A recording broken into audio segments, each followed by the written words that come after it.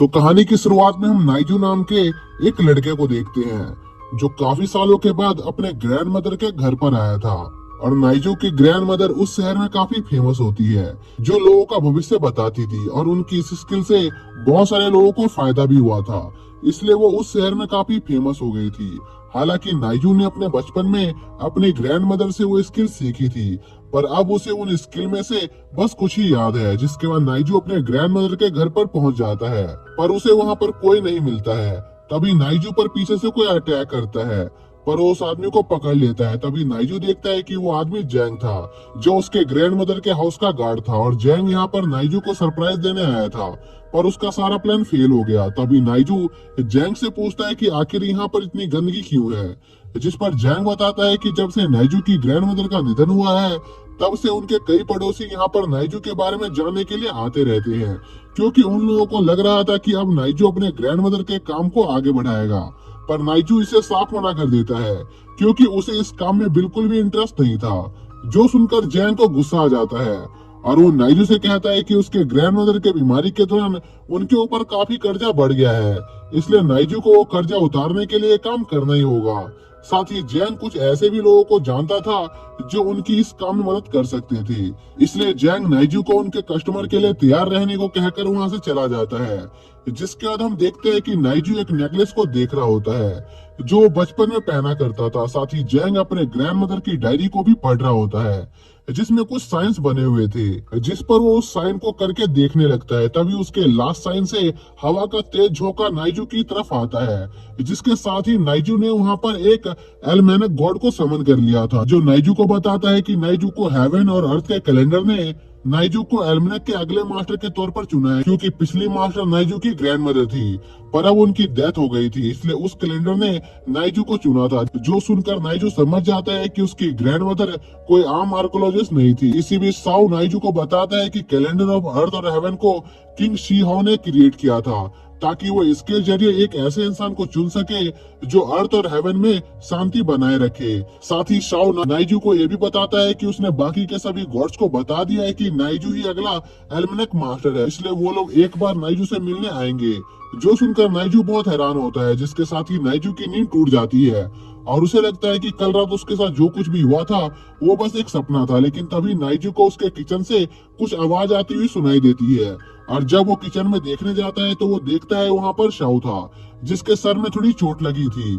जो देखकर नाइजू समझ जाता है कि कल रात उसके साथ जो कुछ भी हुआ था वो कोई सपना नहीं था। तभी शाओ नाइजू से कहता है कि अगर वो उसके काम में मदद करेगा तो वो भी एक गॉड बन सकता है, पर नाइजू को गॉड बनने में कोई दिलचस्पी नहीं थी।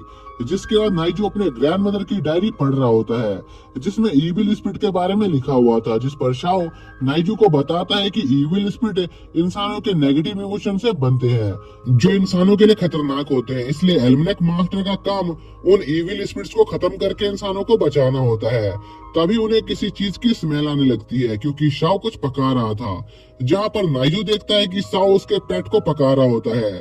जो देखकर नाइजू को गुस्सा आ जाता है और वो शाओ पर चिल्लाने लगता है। जिसके बाद शाम को जैंग एक क्लाइंट लेकर आता है, पर उस क्लाइंट को नाइजू की एबिलिटी पर बिल्कुल भी भरोसा नहीं होता।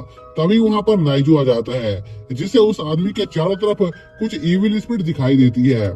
जो देखकर नाइजू उस आदमी को बताता है कि उसके साथ अभी कुछ बुरा होने वाला है, और नाइजू के ऐसा कहते ही उस आदमी को उसके एक स्टाफ का कॉल आता है, जो उस आदमी को बताता है कि उनके कंस्ट्रक्शन साइट पर एक एक्सीडेंट हो गया है। जो सुनकर नाइजू खुद उस जगह की इन्वेस्टिगेशन करने जाता है, पर काफी देर तक ढूंढने के बाद भी उसे वहां पर कुछ नहीं मिलता है, इसलिए वो एक बार फिर से शाओ को वहां पर शमन करता है। लेकिन तभी एक इविल स्पिरिट उन पर अटैक कर देती है, जिसे वो किसी तरह डॉज कर लेता है, पर तभी बहुत सारे इविल स्पिरिट उन्हें चारों तरफ से घेर लेते हैं। जो देखकर शाओ अपनी पावर का इस्तेमाल करके उन इविल स्पिरिट से लड़ने लगता है।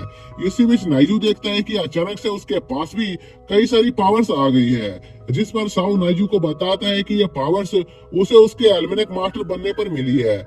जिसके बाद वो लोग साथ में मिलकर उन इविल स्पिरिट से लड़ने लगते हैं। लेकिन तभी वो इविल स्पिरिट शाओ के एक पेट को घायल कर देते हैं, जो देखकर शाओ को उसके पेट की चिंता होने लगती है। तभी शाओ को कुछ होने लगता है, जिस पर शाओ नाइजू को बताता है कि एक दूसरा एल्मनेक गॉड यहाँ पर आ रहा है। जो कहने के साथ ही शाओ नाइजू को बाय कहकर वहां से चला जाता है।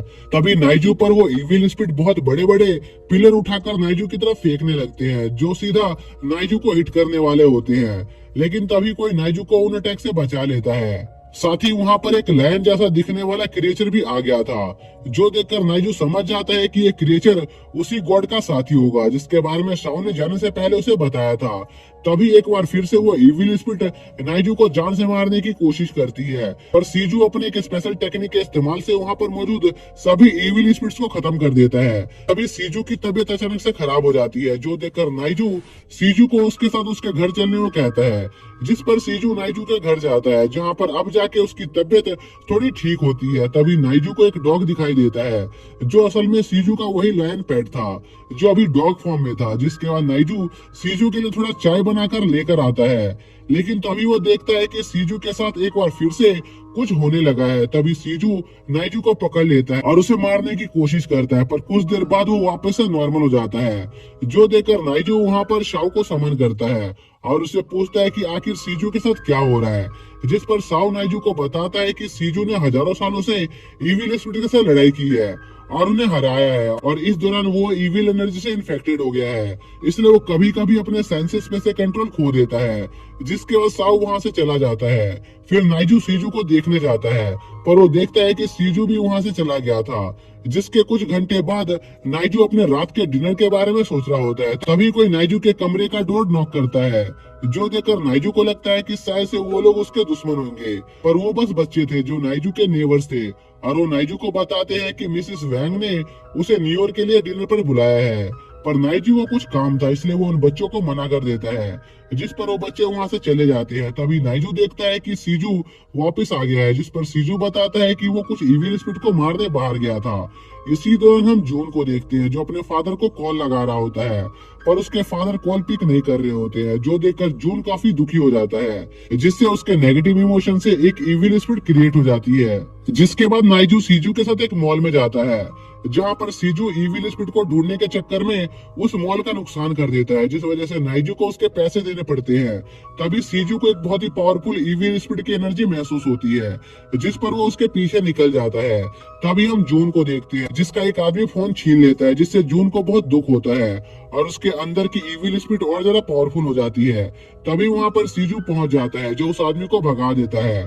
पर जाते वक्त सीजू नाइजू को जून पर नजर रखने को कहता है, पर नाइजू सीजू की बात को ज्यादा सीरियसली नहीं लेता है। जिसके बाद नाइजू जून को अपने घर पर खाना खिलाने ले जाता है, जहां पर जून को अपने फादर की काफी ज्यादा याद आ रही थी, क्योंकि उसके मॉम और डैड काफी लंबे समय से घर पर नहीं आए थे। इसी बीच नाइजू को एक आदमी उसकी कंस्ट्रक्शन साइट पर से इविल स्पिरिट्स को भगाने के लिए उसे कुछ पैसे दे रहा होता है। तभी उन्हें किसी चीज के जोर से गिरने की आवाज आती है, जिस पर वो दोनों कमरे के अंदर जाते हैं, जहां पर उस आदमी की वाइफ और बेटा बेहोश पड़े होते हैं और नाइजू को जून के रोने की आवाज आ रही होती है। तभी जून की बॉडी में मौजूद इविल स्पिरिट नाइजू पर हमला कर देती है, लेकिन नाइजू का लॉकेट उसे उस अटैक से बचा लेता है। तभी वहां पर सीजू आ जाता है, जो उस इविल स्पिरिट से फाइट करने लगता है और उसे अपने एक पावरफुल अटैक से हरा देता है। जिसके बाद जून को वापस से होश आता है, जहां पर जून को एक कॉल आता है, जिस पर जून को लगता है कि शायद से उसके फादर उसे कॉल कर रहे हैं, इसलिए वो तुरंत वो कॉल पिक करता है।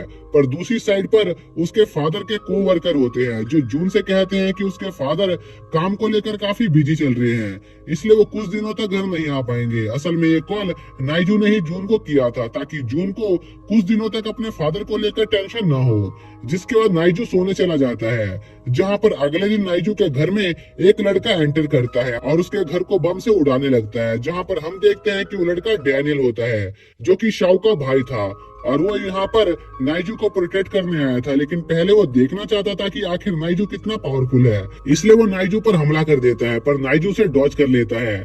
तभी वहां पर पैट्रिक और उसकी मॉम नाइजू से मिलने आ जाते हैं, जिन पर डैनियल हमला कर देता है क्योंकि उसे उनसे इविल स्पिरिट की स्मेल आ रही थी, जो देखकर नाइजू थोड़ा परेशान हो जाता है।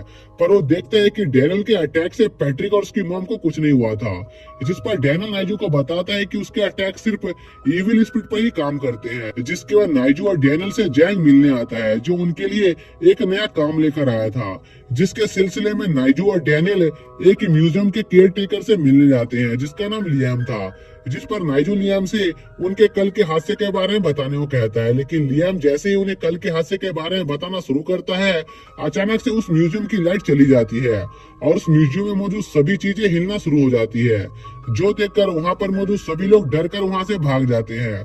तभी एक इविल स्पिरिट वहां मौजूद एक वास को तोड़ने की कोशिश करने लगती है, जिस पर डैनियल अपने बॉम्ब से उस पर हमला करने वाला होता है, पर लियाम डैनियल को ऐसा करने से रोक देता है क्योंकि वो उस म्यूजियम की चीजों को डिस्ट्रॉय नहीं करना चाहता था। इसलिए वो सभी उस म्यूजियम से बाहर आ जाते हैं, जहाँ पर लियाम उन्हें एक चीज दिखाता है जो कल अचानक से डिस्ट्रॉय हो गया था, जिस पर नाइजू और डैनियल उस सुन डीएल को इन्वेस्टिगेट करने लगते हैं और उस इविल स्पिरिट को पकड़ने का एक प्लान बनाते हैं, जिसके लिए डैनियल उस म्यूजियम में मौजूद सभी चीजों पर एक प्रोटेक्टिव बैरियर लगा देता है ताकि उन चीजों को उनकी फाइट से कोई नुकसान न हो। जिसके बाद वो दोनों उस इविल स्पिरिट का इंतजार करने लगते हैं।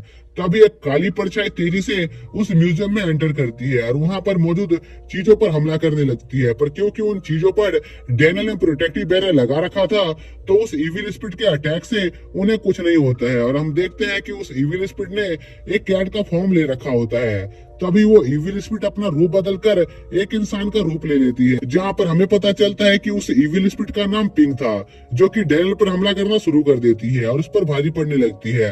तभी हम एक बेल की आवाज सुन पाते हैं, जिसे सुनते ही लियाम जल्दी से वहां मौजूद एक वास को डिस्ट्रॉय कर देता है, जिसके टूटते ही वहां पर एक एरे एक्टिवेट हो जाता है और आसमान से एक जाइंट ब्लैक ड्रैगन तेजी से वहां पर आकर पिंक को वहां से ले जाता है। पर तभी calendar of heaven and earth उस ड्रैगन को ऑब्जॉर्व कर लेती है, जिसके साथ ही वहां पर 3 ट्रेजर समन हो जाते हैं, जो कि पिछले एल्मेनेक एम्परर के ट्रेजर थे। और पिंक इन्हीं ट्रेजरों को हासिल करने की कोशिश कर रहा था, जो कि एक बुक, एक स्टोन और एक ड्रैगन हॉर्न था। और उस ड्रैगन हॉर्न को देखकर नाइजू को सीजू की याद आने लगती है। तभी वो ड्रैगन हॉर्न एक ब्लैक क्लिफ आयरन स्वॉर्ड में ट्रांसफॉर्म हो जाती है, जिसके बाद नाइजू उन ट्रेजर को लेकर वापस अपने घर पर लौट आता है, जहां पर सीजू नाइजू को उस ब्लैक क्लिफ स्वॉर्ड के बारे में बताना शुरू करता है कि उस स्वॉर्ड को एम्परर जुआन इविल स्पिरिट के साथ फाइट करने के दौरान किया करते थे।